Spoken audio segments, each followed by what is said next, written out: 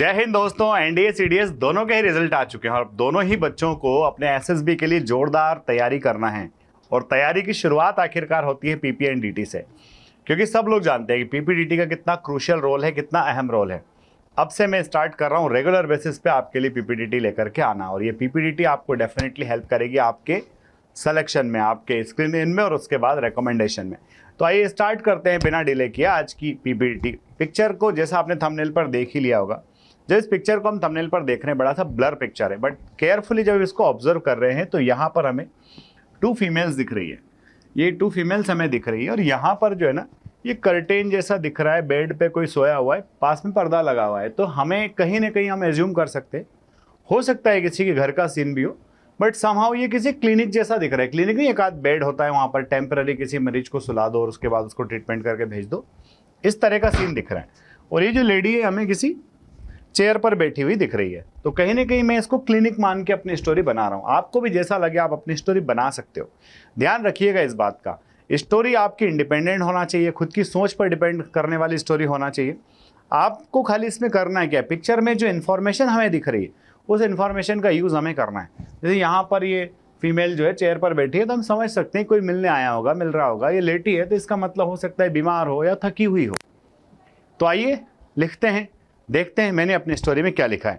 आप भी अपनी स्टोरी लिखिए और कमेंट बॉक्स में उसको पोस्ट कर दीजिए, सो दैट मैं देखूं कि आखिरकार आप लिख क्या रहे हो और उसमें मैं अपने रिव्यूज़ आपको दे सकूं। तो दोस्तों अब इसके बाद मैं आपको बता देता हूं, हमारे एसएसबी इंटरव्यू की शानदार जानदार टीम है। हमारे अपकमिंग बैचेस जो है 25 अक्टूबर, 1 नवंबर और 15 नवंबर से स्टार्ट हो रहे हैं।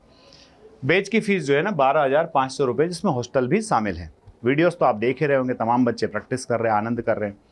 अगर आपको 5 डेज़ का कैंप लेना है तो 5 डेज़ के कैंप्स हमारे 5 नवंबर 25 नवंबर से स्टार्ट हो रहे हैं। 2 कैंप नवंबर के महीने में हैं।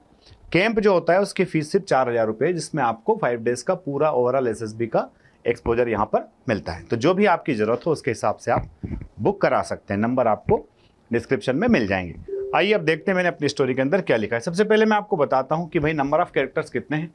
तो नंबर ऑफ़ कैरेक्टर्स कितने हैं बेटा, नंबर ऑफ़ कैरेक्टर्स जो है 2 हैं। दोनों ही फीमेल हैं, दोनों ही फीमेल है। एक का एज हम मान सकते हैं भाई, इसका एज जो है मान सकते हैं 25 के अराउंड। सॉरी, इसका एज मान लो 24 के अराउंड। इसका मूड तो पॉजिटिव है, ये थोड़ी लेटी हुई है, हो सकता है न्यूट्रल मूड में हो, है ना। हीरो आपकी ये हो गई, ठीक है। और अब आपको एक्शन लिखना है कि आखिरकार एक्शन आपने क्या लिखा है। तो एक्शन आप लिख दीजिए कि एडमिटिंग फ्रेंड या एडमिटिंग कोर वर्कर, है ना, आफ्टर हर इल हेल्थ, उसकी हेल्थ ख़राब हो गई, उसके बाद उसको कहाँ एडमिट किया है, किसी क्लिनिक पर लेकर के गई है। तो ये आपका एक्शन हो गया। अब हम देखते हैं स्टोरी में क्या लिखा है। तो सबसे पहले बात हो रही है स्टोरी में कि Rohini a young woman working in a company. Rohini है, यंग वुमन है, किसी कंपनी में काम करती है, ठीक है। Coming back to home in the parking her colleague felt dizziness and fell down. जब घर आने का टाइम हो रहा था, पार्किंग में क्या हुआ साहब, उसकी जो कलीग है वो कलीग जो है क्या हो गई, गिर गई, डिजीनेस और फेल डाउन हो गई। Rohini spring some water on her face, Rohini ने कुछ पानी उसके चेहरे पर छिड़का, बट शी फेंटेड, और वो बेहोश जैसी हो गई। Immediately she took her in her car and bring her to the nearby clinic, है ना। वो तुरंत जो है अपने कार में उसको बिठा करके, अब इसमें थोड़ा सा लाइन आपको जोड़ना है, पार्किंग के सिक्योरिटी गार्ड की हेल्प की मदद से उसने उसको कार में बिठाया और वो कार में लेकर के उसको नियर बाय क्लिनिक पर पहुंच जाती है, ठीक है।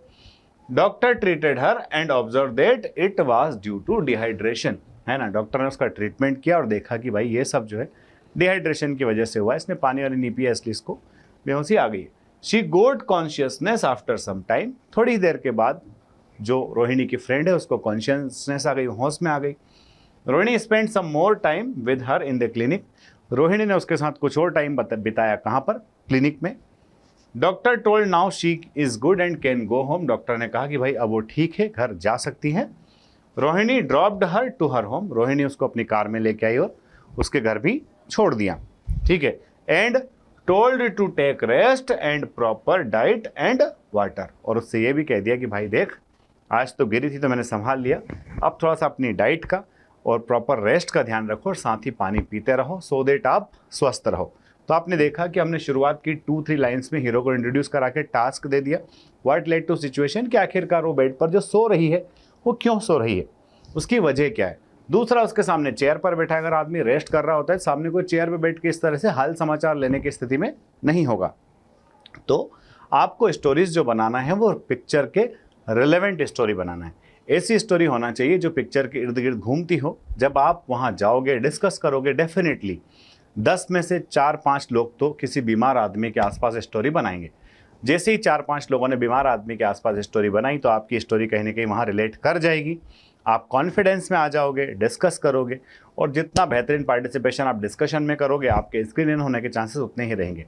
मैं आपसे बार बार रिक्वेस्ट कर रहा हूँ, अपनी ओरिजिनलिटी को खोने नहीं देना है।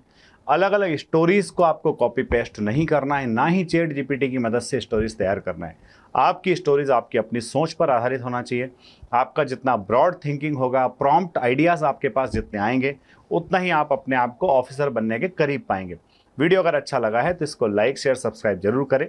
अगले वीडियो में फिर मिलते हैं। जय हिंद, जय भारत, इंकलाब जिंदाबाद, भारत माता की जय।